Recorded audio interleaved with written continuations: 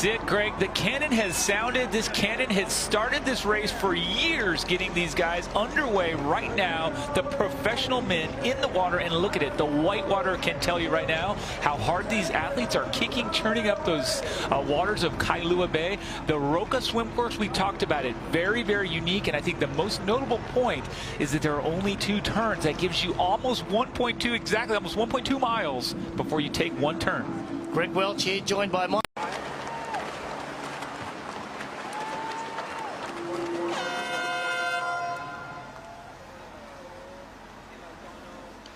And now our women professionals are off. They have their turn to start this Ironman World Championship. Again, we are likely to see Lucy Charles-Barclay, and I see her stroke right there on the left of your screen. Lauren Brandon, that is her right cap, also moving to the front. Those two may work together throughout this swim. Last year, Lauren Brandon, stung by a jellyfish, wasn't able to keep pace with Lucy Charles-Barclay. I think Lucy is actually looking for a little help from her this morning. Well, Didi, right there, you had Lucy Charles off with a quick start. Lauren Brandon losing a half step, but look at her move right across the field. She's the second person on the right side of your screen. Charles turning it over quickly, that might suit her in these choppy conditions. Didi, last year we saw Lucy Charles out to a great start, but we didn't see Lauren Brandon. Can you explain what happened? Yeah, last year, actually, the same thing that happened to our defending world champion, Daniela Reeve. There were some jellyfish in the water. Nothing, obviously, we can do about that. And both those women, both Daniela Reeve and Lauren Brandon, stung by jellyfish. So we were surprised to see Lucy Charles-Barclay. 7:39 from Amberger. Matt? And here they come, guys. We got Josh Amberger first on. Looks comfortable, looks composed. He goes underneath, washes off with some fresh water. Jan Frodeno is coming up, getting a little bit of help on terra firma. Runs up the stairs. And we do have Lauren Brandon right on here, but Lucy Charles looks nice and comfortable. Lauren Brandon a little bit more gingerly getting up the stairs. Both these athletes going right through the showers.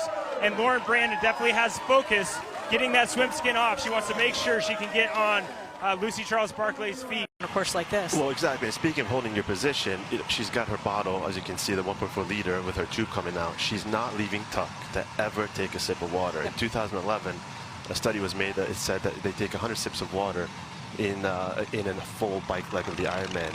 And the aero penalty, they averaged it out between a bottle on the down tube behind your seat and between your arms, was 1.5 seconds per sip.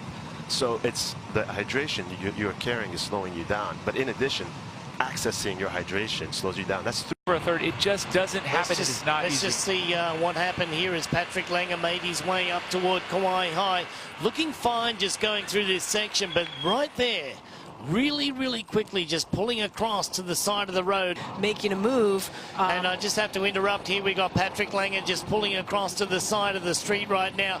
This is right at the turn of Kauai High. It doesn't look good for Patrick Langer. He's lost touch with the group and now being consoled. Coach, your significant other cracks you completely. You're feeling bad and it just takes you, it gets you the way out. That's what's happened here. So the withdrawal of our defending champion has been confirmed. It is a wake-up call. It is a rude awakening. They're going to have a second one here going up to Hawi, but right now we know the winds are up and Langer is out. Yeah, well, I tell you what, our next guest that's going to be joining us this morning, Mark Allen, in a few moments' time, he'll be able to talk to us about that because he has experienced that on multiple occasions. Mark has seen every one of those. As you can tell, it's crazy down here. The last swimmer cutoff is always a stressful time. Right now we have 90 seconds for this athlete to get here. Everybody is encouraging him. Definitely the most emotional part of the day for people. Right now he has 80 seconds to get across that finish line or he doesn't finish. Here we go, our last wave, Kukui wave. This athlete is gonna clear it by 1 minute.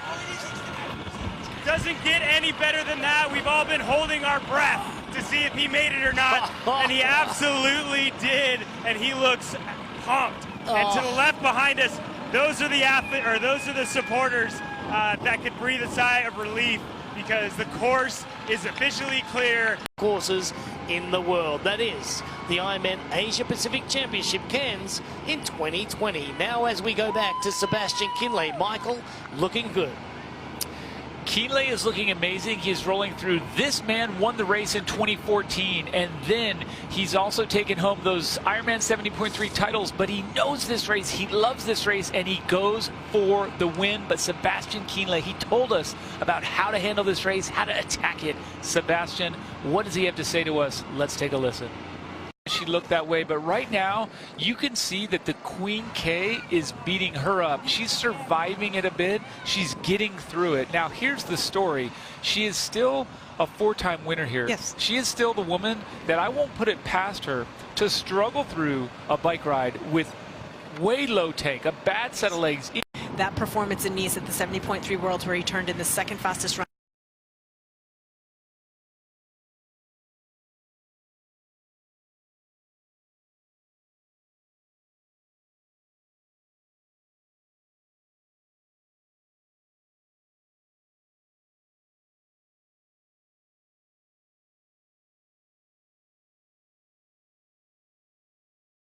She just gets stronger and stronger as the marathon goes through, and I think that's something that, you know, that's going to be the difference between her marathon time and a lot of the other marathon runners out there. Back-to-back champion Jan Frodeno in 15 and 16, now making his way back into the inside of the last 10 miles here. We've got, well, 11 miles to go. He's coming up on the Kona airport. Once he hits the international airport, a right-hand turn into the pier, and this is it. He is going to drop that bike for his running shoes right now, off into the change tent. And what do you got, Matt? Here he comes. He's rounding the corner. He's on the mat, and he looks perfect. I mean, this is an athlete that it was a nightmare year for him. Laid down an incredible bike ride, and check this out, because this is all about sportsmanship right here. You can see that Jan Frodeno and Cam Worth extends the hand out to say he needs to look ahead. There's no one there. Someone needs to tell her there's no one there. Look, she's banging away on her bars a little bit. I think she's singing a tune. I think she's pretty excited about where she is and how she's feeling, and she said all week she's really looking forward to this run here. That actually takes a little bit of extra just mental focus, and that takes energy. Well, of course, she certainly is a great racer. You know, your second place here, you go toe-to-toe with Danielle off the bike last year. This is an interesting position for her. Anna Haug. Certainly do not count her out, clearly, though. I mean, her running style is pretty good. In the men's race, actually, the guy that, when they came across up the top of the hill that looked slightly better than everybody else was Sebi. Man on the road running down into that section of the Energy Lab. This is the new section.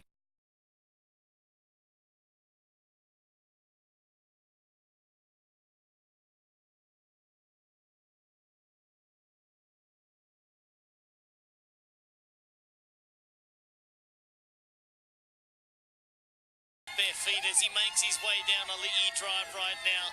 Jan Frodeno is going to soak it up here at 38 years of age. At the 2008 Olympic Games, he was first place collecting the gold medal. That was one of the things that he wanted to strike off his list. Another thing that he wanted to strike off was an Ironman World Championship victory. He did that in 2016. He came back, in 2015, he came back in 2016, and he was able to repeat as champion. Over the next 2 years, he suffered some injuries, a back injury in 2017, and then in 2018, after he won the Ironman 70.3 World Championship in Port Elizabeth, South Africa, he tore his sacrum and a stress fracture. He spent the most part of the winter out as an injured athlete, but he rebuilt himself, and he now reinvented himself as the Ironman World Champion. Jan Frodeno today was one of our early swim leaders. He dominated the final part of the bike ride, and on the marathon, he was simply brilliant. Today, he's going to bring it home for his third Ironman World Championship victory, and now creating history as the first German athlete to win 3 Ironman World Championships. The 2019 Ironman World Champion, the Vega Ironman World Champion, is Jan Frodeno of Germany, and along the way, he has taken the World Championship record.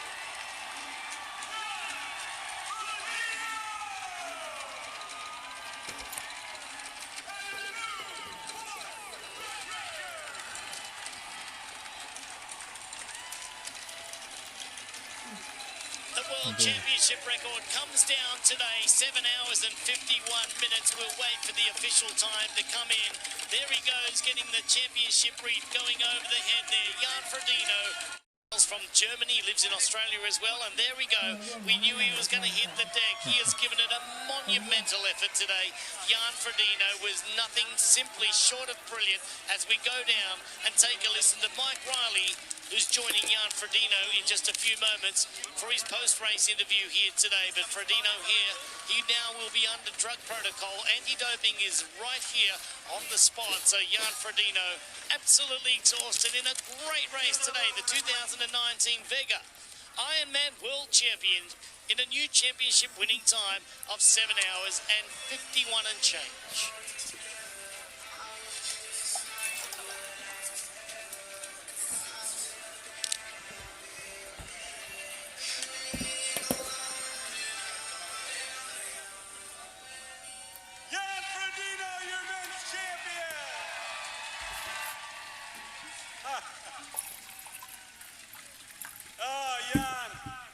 Tell you what, you looked relaxed watching you today, but on the inside, we could kind of tell, you know, after 2 years of pushing through it and not being right here, and all of a sudden you're back. It's got to be one heck of a feeling. Honestly, I mean, this last week it's been such a roller coaster, and thank you all for reaching out. I got so many messages, and it just made me realize that for all the nerves and all the hard work, it's just the best feeling to be out here in great shape, to be able to actually somehow, for a minute or two, be able to appreciate it. And then more and more people shout, oh, you gotta get the time. I'm like, bloody time, leave me alone. I just want to finish, I just want to enjoy. So thank you all for shouting. I couldn't have done it without you.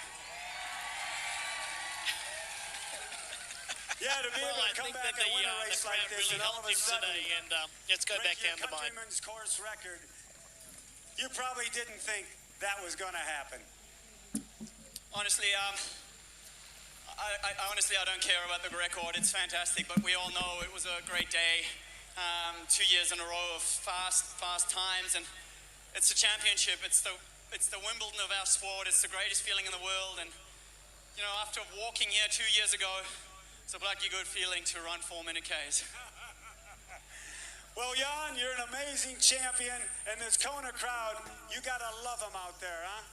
They are amazing. I mean, it's such a unique finish line. I mean, you're out there in the energy lab by yourself, strutting it out and trying to not look in your competitor's eyes, and really, all you're doing is waiting for the little Alihi drive descent, which is probably the hardest 500 meters in our sport, is the descent down Alihi.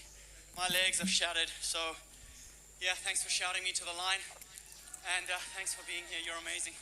Well, Jan Frodeno, again, you are the Vega Ironman World Champion! Well, an average time of 6:09's on the run today per mile. It's sub 2:48.